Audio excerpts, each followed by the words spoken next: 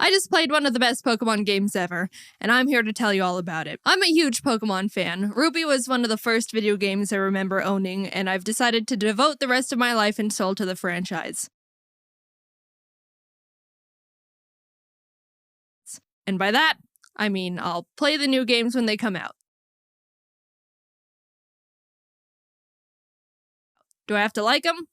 No. Frankly, I think the past few recent ones have been kinda garbage. But that won't stop me from getting my hopes up thinking the next game will be different, even though deep down, we all know it won't be. But Pokemon does have a few side games you might have heard of, like Pokemon Mystery Dungeon, or Pokemon Stadium, or that weird geometric one. But there's one franchise that I feel like doesn't get talked about nearly as much as it deserves, and that's Pokemon Ranger. I had the original Pokemon Ranger game as a kid, and I remember two things about it. I liked it, and circles. Lots of circles. The flashbacks are beginning. When I remembered Pokemon Ranger existed, I decided to look it up and see if it was worth possibly making a video on. And that's when I realized there were actually 3 Pokemon Ranger games. Pokemon Ranger Shadows of Almia, and Pokemon Ranger Guardian Signs. Bit of a Pokemon Ranger mouthful, but I digress. I was looking at some forums of people discussing which one they thought was the best, and the Shadows of Almia one seemed to be high on a lot of people's lists.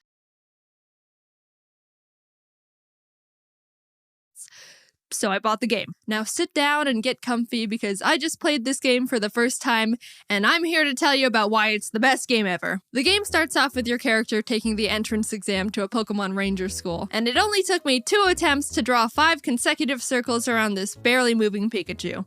You're dang right that's impressive. I guess that's all it takes, because now I'm officially a member of this secret army for this inscrutable team school plotting to rule the world. Oh, he's just kidding.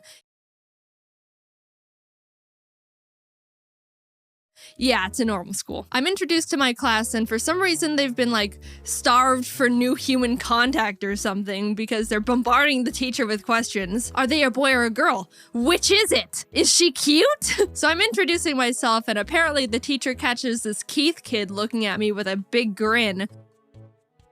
Anyway, you go sit next to Keith. Oh, okay, just plop me right next to him. Yeah, I don't mind or anything. Thanks, Teach.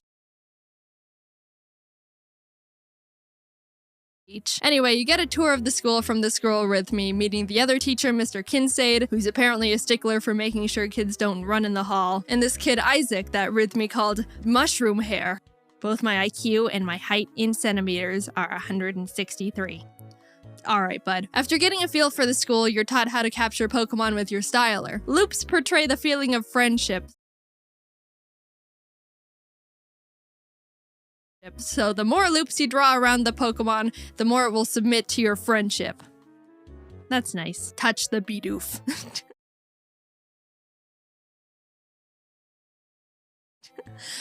You finish the school day and are fast asleep in the dorms when all the students decide it's initiation time. Get up, sleepyhead, it's 4 a.m. Time for your student initiation. Yes, sirs. They tell you to find all 4 of the stylers they've hidden around the giant school, and after doing so, you have to put them in the basement for some reason. So you head down there after finding them all, and are in the basement when— Why are you down here? Only I'm permitted to be in the basement. Leave now! Anyway, Isaac, have you finished testing my very secret experiment no one can know about? The rest of the school year goes on without any big problems. Pokemon Ranger Crawford comes and talks about what it's like to be a ranger. You save the milkman from some Bidoof. You attend a one-day internship at the local Pokemon Ranger base, and they make you bring them their lunch as an important mission. Actually, while you're at the internship, someone runs over and says the Pokemon on the beach are acting strange. You go with the Rangers to check it out to see all the Pokemon going crazy, and save the day by capturing them with your loops of friendship. But yeah, that's weird. Finally, you make it to graduation. Jaden, come up and make a speech as the class representative. Oh, I'm the class representative, huh? Well, don't mind if I—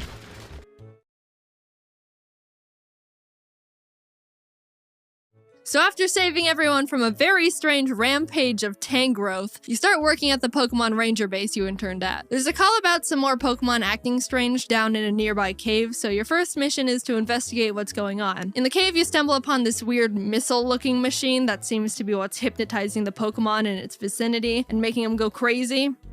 So you destroy it and everyone's proud of you. This Professor Hastings guy is called down from the Pokemon Union to take a look at the cave machine, and I guess he's like 100 years old or something because the Rangers want you to go meet him halfway in Puel Town to make sure he doesn't get lost and die along the way. You take one step in town, and oh god, all the Pokemon are going nuts. Turns out there's more of those rocket machines planted in the town, and as you're going around smashing them, you run into some guys that are not only very shady, but also terribly shifty. They run away to tell their leaders there's Pokemon Rangers smashing their stuff, and further into the town you find them again with their admin, who's like, dude, what the heck? What do you have against our Giga Remos, you vandals? Treat things with respect, and then attacks me with Rattata and a Toxicroak. Not gonna lie, their battle music kinda bangs though.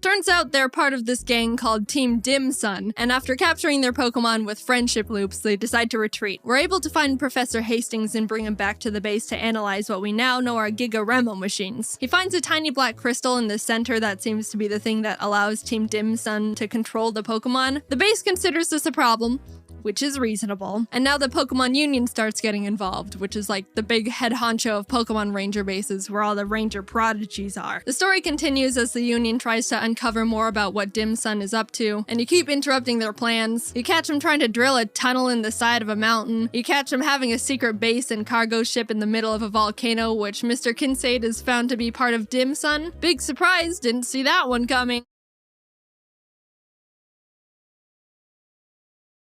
You haven't been running in the ship's hallways, have you? You catch them mining hundreds of dark crystal shards in an abandoned mine. That one was a bit of a problem because apparently there was the mother of all shadow crystals there, powerful enough to power this incredible machine they're in the middle of developing that they plan on using to control all the Pokemon within a 500-mile radius they got their grubby hands on and helicoptered away to their headquarters. Probably should tell someone about that. But the good thing is we ended up finding the diary of the Dim Sun president's father, who writes about how if we gather these 3 gems called the Tears of Princes, the gems will be able to combine their power and negate the power of the Shadow Crystal.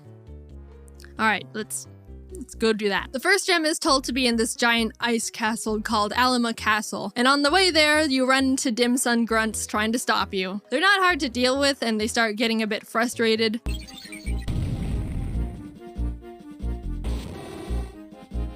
I want to pay you with a snowball. Hard. You make it to the castle after swimming through a bunch of ocean boulders and whirlpools that totally didn't slow me down at all, and end up at the castle where Dim Sun is already running around in trying to get the gem first. These guys are blocked from going any further because this giant chunk of ice is in front of the door, and the grunts are like, man, that's a big hunk of ice. If we made snow cones out of it, we'd be able to feed like 403 people. And then they see me standing there and are all, hey, that outfit! What are they called again?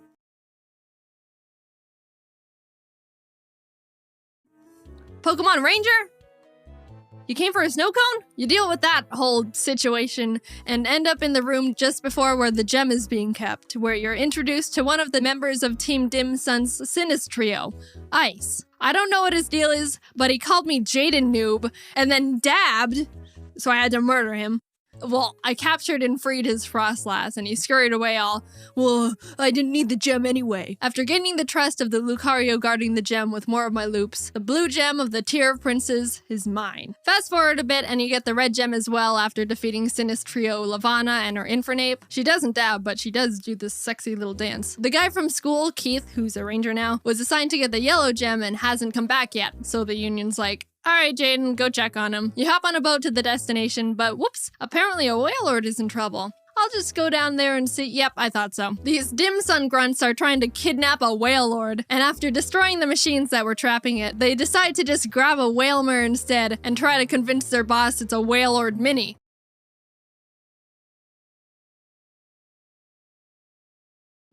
You follow them on the rescued whale lord and start infiltrating their base. Down a hall, you discover the grunts squishing the whalmer through the door, and as you follow them into the room, they're like, oh crap, shoot, do you want to deal with the ranger? Oh no, I'm too wimpy. I know, let's apologize.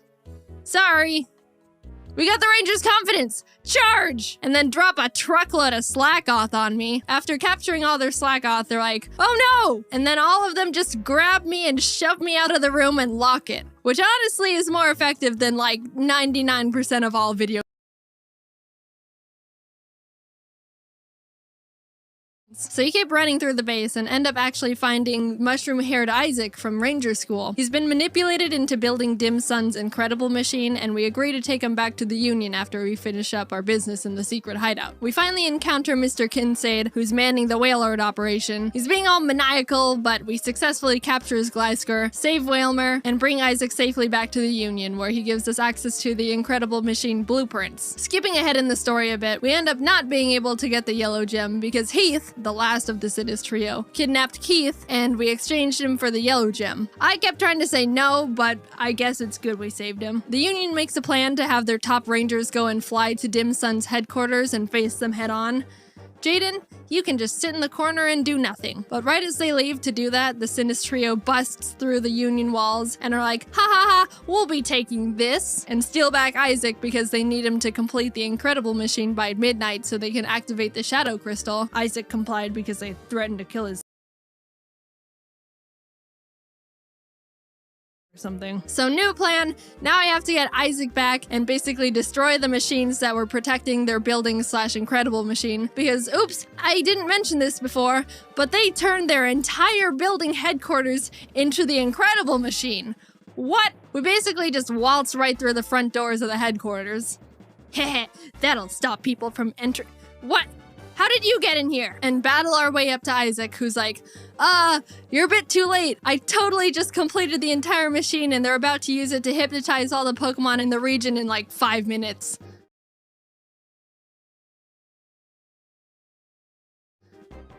Well, at least your sister's not dead. So you run to the top, defeating the Sinis trio every floor of the way, and grab the last Tears of Prince's gem. And you get to the top where you meet the Dim Sun president Blake Hall for the first time, and he's like, you're too late, it's time for darkness. Get her, Dusknoir. And then I capture it immediately. And he's like, just kidding, get her, Darkrai.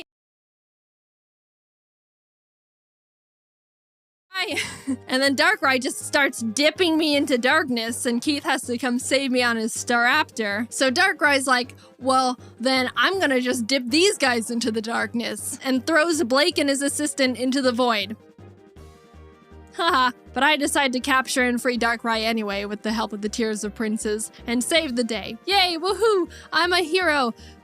Time to take a nap. Now, Pokemon Ranger is a big game. It took me about 24 full hours to get through the game, so I had to leave out a lot, and I mean a lot, of other points in the story. There's even a bunch of side quests that are actually pretty entertaining and funny you can complete that help power up your styler. There's one where this guy says he researches smells and wants me to bring him the stench of a muck. So you do it, and he's like, yes, and puts it in a jar. Then later on in the game, he pops up again, and this time asks for a Weezing and a Skuntank, to which he's like, yes, and puts them in jars. Then he's like, thanks, dude, and you never see him again. The dialogue is absolutely amazing. This game has probably the best writing out of any Pokemon game I know of. Team Dim Sun is obviously the star of the show, and whenever they come on screen, you know they're gonna have something funny to say. At one point, while I was trying to get into their secret base in the volcano, I captured the Pokemon they were controlling, and they're like, time to make our escape, and set off dynamite, which exploded a giant boulder and blocked the entrance to the base, which they're like,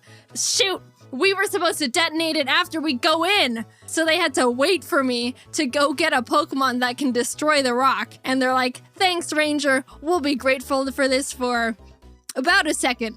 and they run through the door. So you follow them, and they come back like, hey, we forgot about you helping us. Take this! And drop a bunch of Numble on me. Also, all of the music that plays when they're around is awesome. I was jamming out whenever I was running around their base. It's a bummer this game isn't super popular. I know it's got a small cult following, but it definitely deserves to be more well known, and I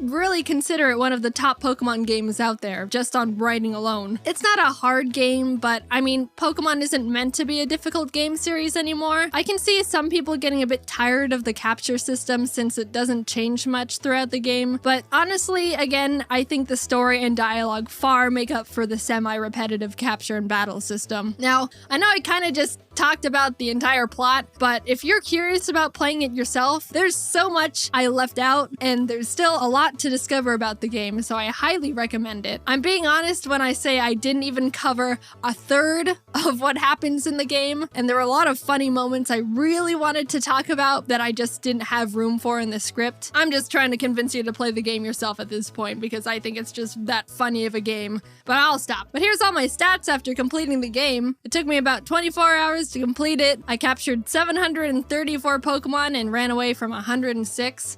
I think that's a pretty good ratio. And look, I drew a total of 9,077 loops. With that amount of practice, I bet I'm a master at drawing circles now.